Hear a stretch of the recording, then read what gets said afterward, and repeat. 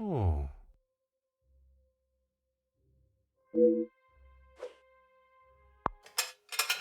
Aha.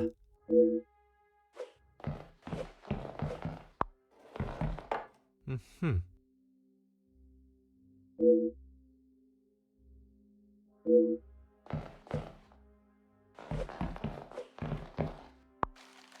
Huh.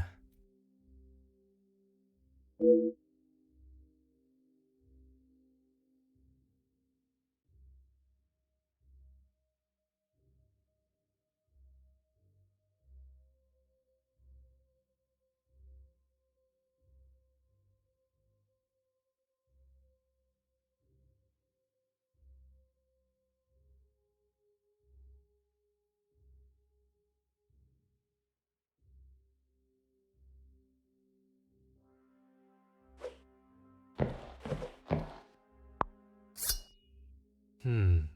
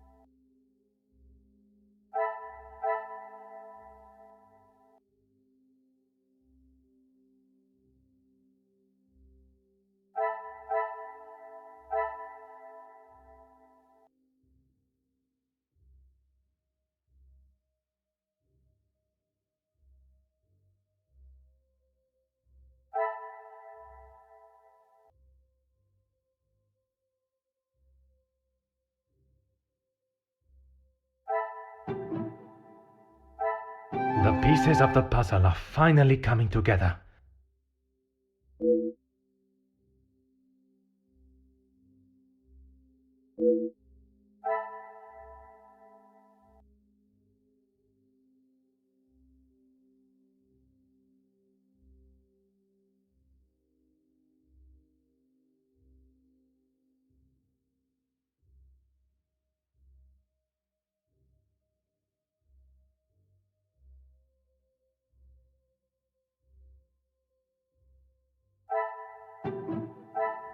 I must act on thought and fact, not on impulse.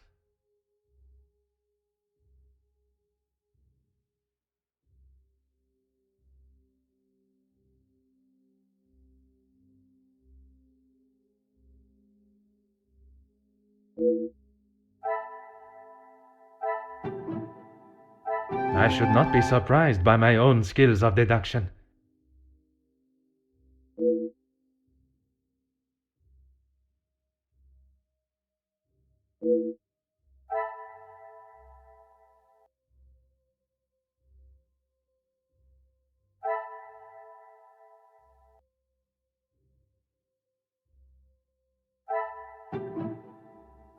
Things are beginning to become clearer.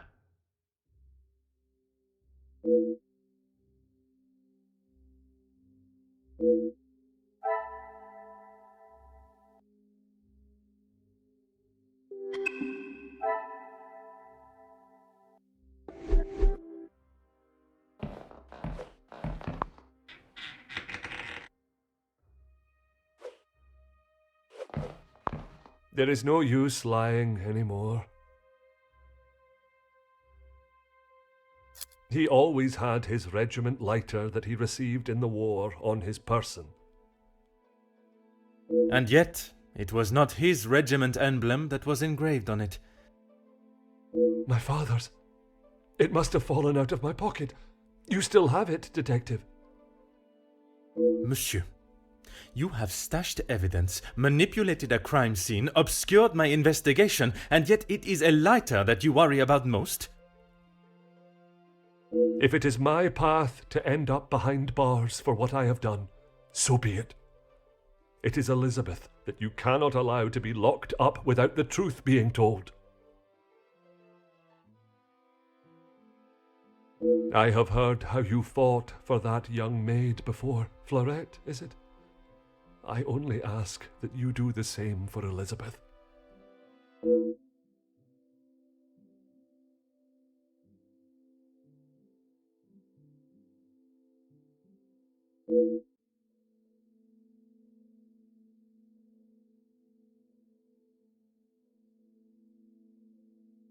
You found it.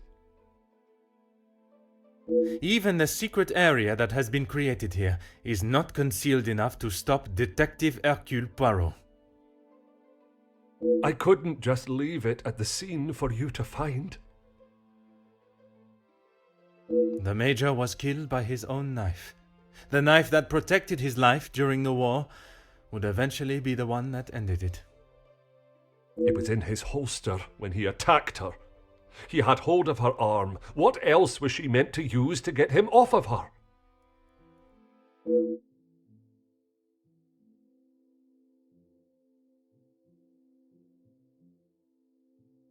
She didn't plan any of it, Detective.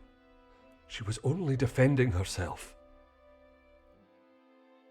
That is what Mademoiselle told you?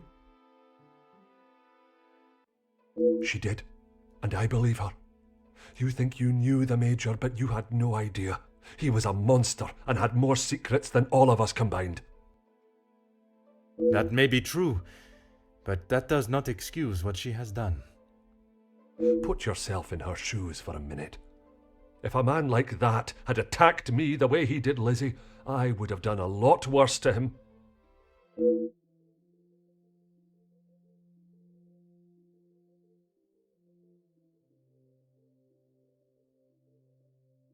I need a moment.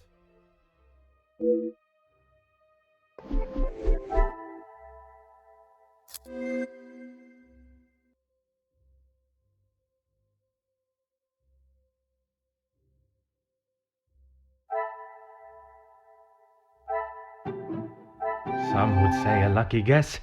I would say a moment of genius.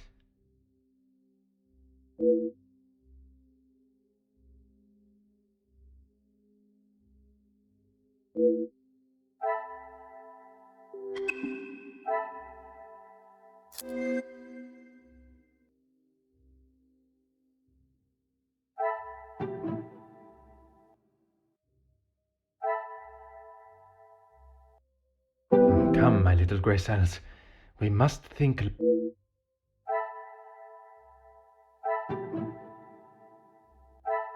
Another success. I never doubted myself.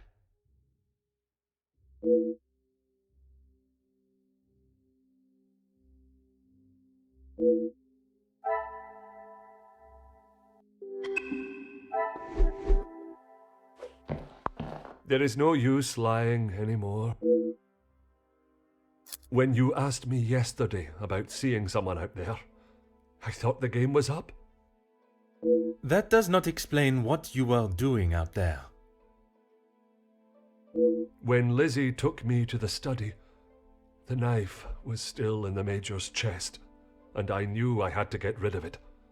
I dropped it out of the window, knowing no one would be going outside. It was fine for the time being, but I couldn't risk it being found when the snow melted. So you collected it under the cover of darkness and stowed it away in here where you thought no one would find it. After your questioning in the pantry, I knew you were onto something, and I couldn't leave it here. And where did you plan on moving it to? Honestly, I don't know.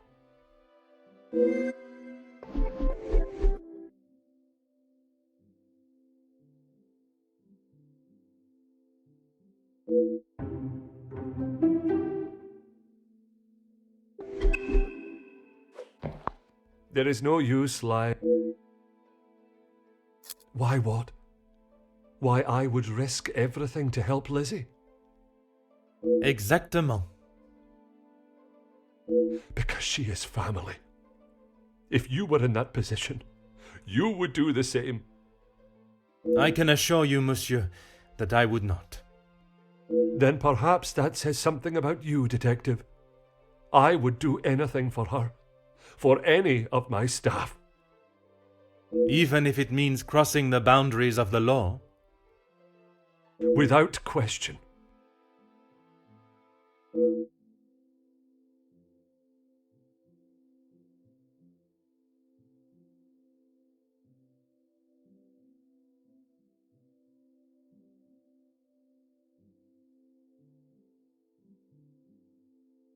Aye, Detective, but please, you have to help Lizzie.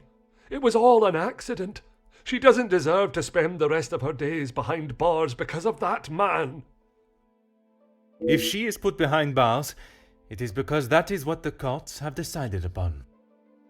Detective, you can't be so cruel.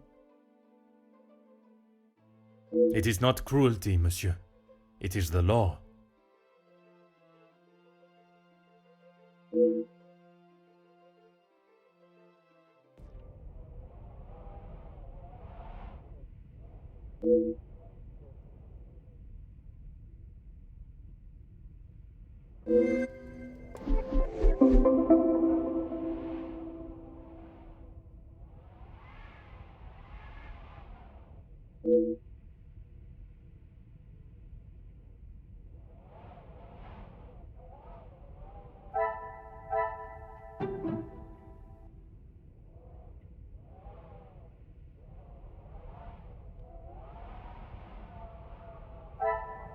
Magnifique.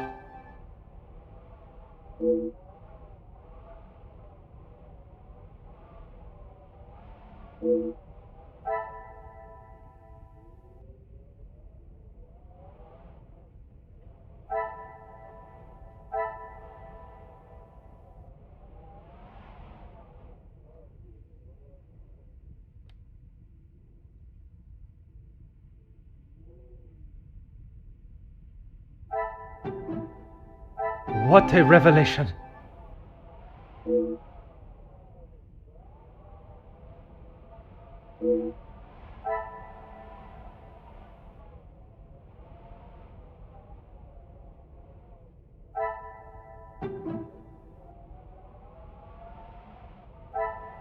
Things are beginning to become clearer.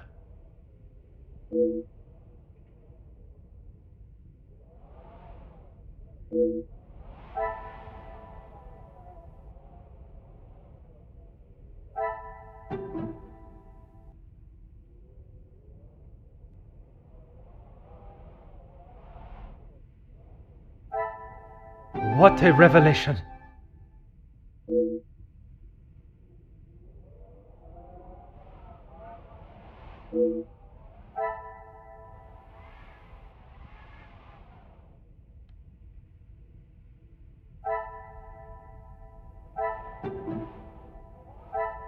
Some would say a lucky guess. I would say a moment of genius.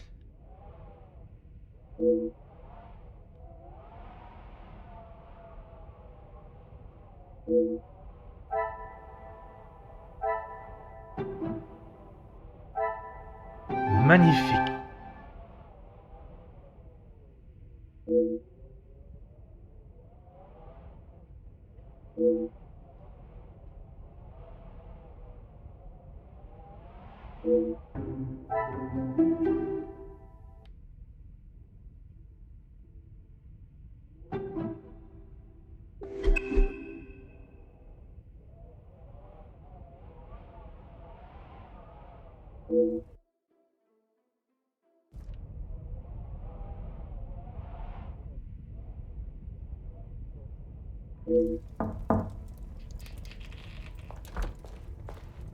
Detective Poirot, I'm glad you're awake.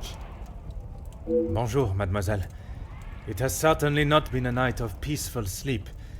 There is something that we must discuss. Please, detective, I'm not sure I can take any more surprises like last night. I'm afraid this may be the most upsetting of them all. You have found Felix's killer, haven't you? I have. And the guilty party will certainly come as a shock. Detective, please. It was Mademoiselle Elizabeth that was behind the Major's death. You must be mistaken. Elizabeth could not do such a thing. I assure you I am not. It is something I spent much of last night deliberating. When you spoke of the telephone lines being out of order, it made me question the conversation I thought I had heard Monsieur Sterling make with the Major before connecting the call to him. But it hasn't been working all weekend.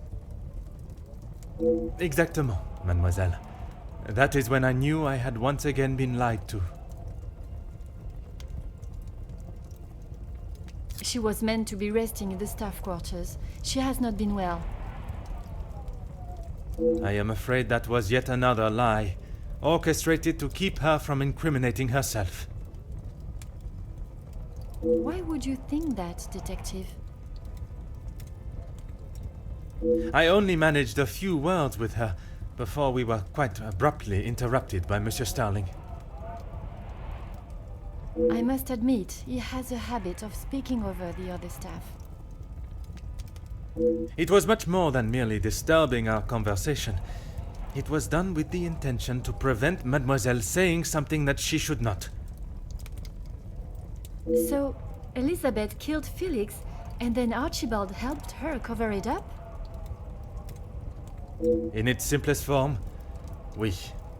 I have heard it directly from the horse's mouth. You have spoken with Elizabeth already? Did she admit to it? Not Elizabeth, but Monsieur Sterling. I wasn't. What were you doing in there, detective? It was Monsieur Sterling that I found in there.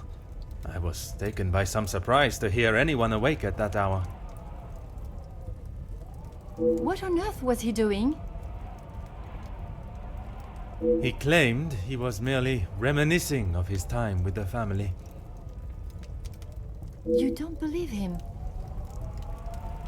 It did not take long for me to uncover the truth of why he was there, and the location of the Major's murder weapon. Hidden area? A room that held all of the Major's secrets. I had no idea. Did you discover the reason for his blackmail? I did. Were you aware he was dishonorably discharged from the army? Dishonorably? What does that mean?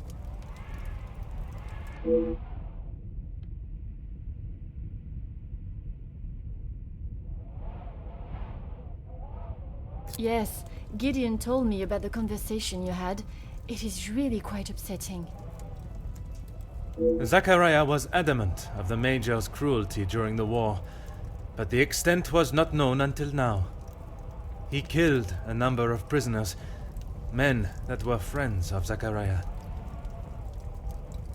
Surely not. He would not do such a thing. They must have been trying to escape. I am afraid not. They were in fact unarmed. Oh, detective. It is the reason he was discharged, denied his military pension, and I believe the reason he fled England. He had been such an important part of my life for so long, but I feel like I hardly knew him. In a sense, you said it was she that killed him. It was her hand that held the knife, but he was quite insistent it happened in self-defense. In all of the years I have known her, she has barely even raised her voice. I cannot believe she would do something like that out of malice. The whole truth cannot be known, until Mademoiselle Elizabeth has told her story.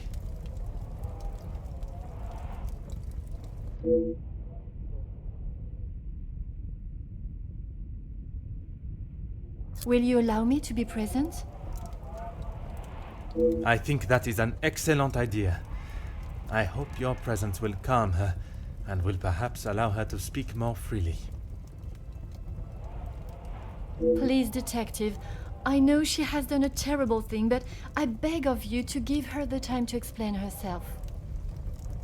I will offer Mademoiselle Elizabeth the fair trial that she deserves, as I would with any suspect. Thank you, Detective Poirot.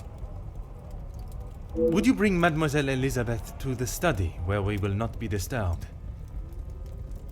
Of course, I'll find her immediately.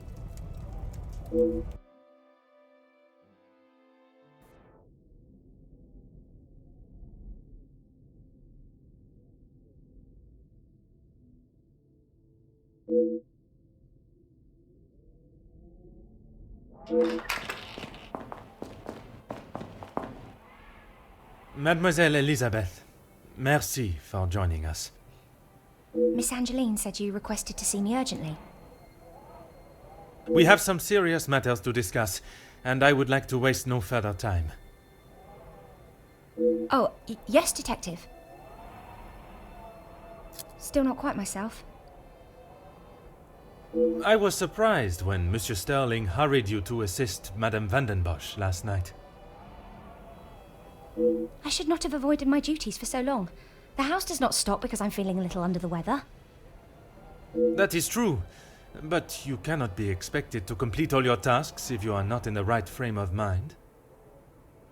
Honestly, Detective, it was best for me to not sit and wallow anymore.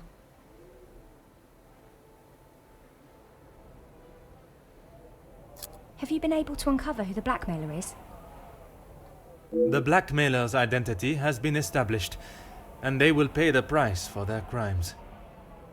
Wonderful news, Detective. You can put it all behind you now. You must be thrilled. I would not say thrilled, knowing that such a close friend has betrayed us. Mademoiselle is correct. What I have learned over this weekend is that people are not always as they appear. While they may give an impression of being a friend or ally, they can in fact be something completely different. And, what of the Major's killer? Well, mademoiselle, that is why I have asked you here now.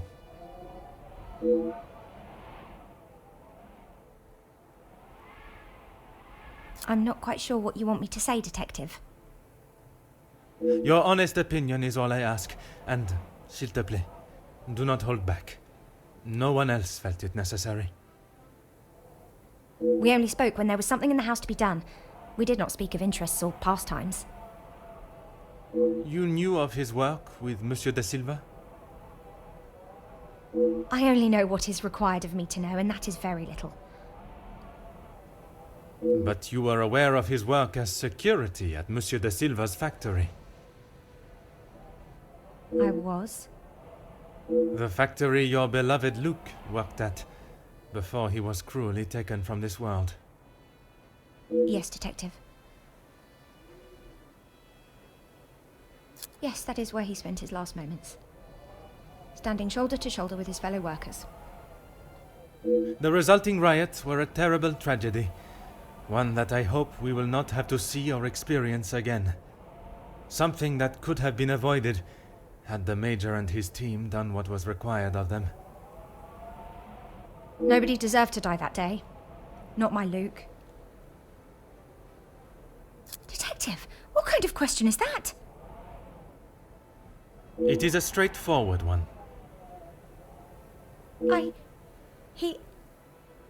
Mademoiselle, if there is something you wish to tell me, now is that time. I'm sorry, Detective, I just don't know how to answer it. Let us consider what we know of the Major.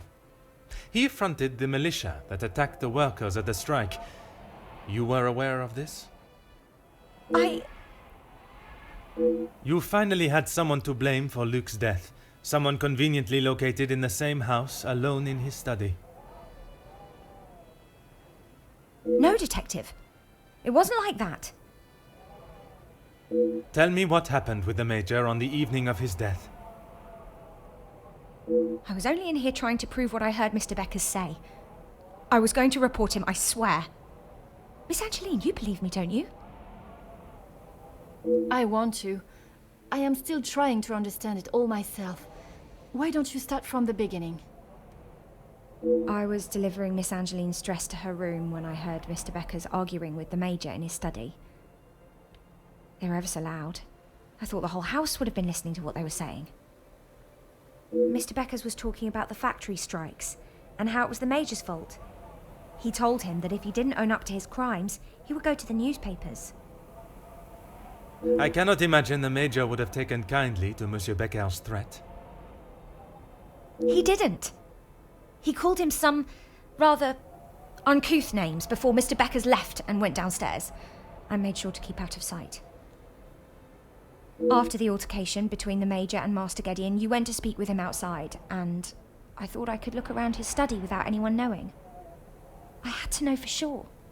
If it was true, he deserved to be held accountable. And did you find the proof you are looking for?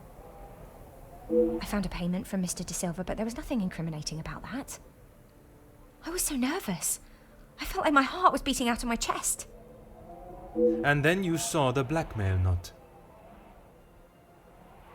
I recognised the writing on the envelope. I couldn't believe it. How could he do such a thing to Angeline? To the family that had taken him in? Common sense would determine the Major was another victim of the blackmailer. If I'd have used common sense, I wouldn't have been snooping around alone in his study in the first place. I heard the footsteps in the hall, and before I could move, the Major was standing in front of me, demanding to know why I was going through his belongings without permission. I tried to come up with an excuse, but nothing came out, and when he saw the letter in my hand, it was like Dr. Jekyll turning into Mr. Hyde. I tried to move around him towards the door, but he hurled something towards me, and it crashed against the wall. That would explain the damage to the wall. I froze. I have never been so scared in all my life. I thought he was going to kill me there and then. And you thought you would beat him to it? Oh, Detective, you make it sound as though I had it all planned. He lunged forward and grabbed me by the arm.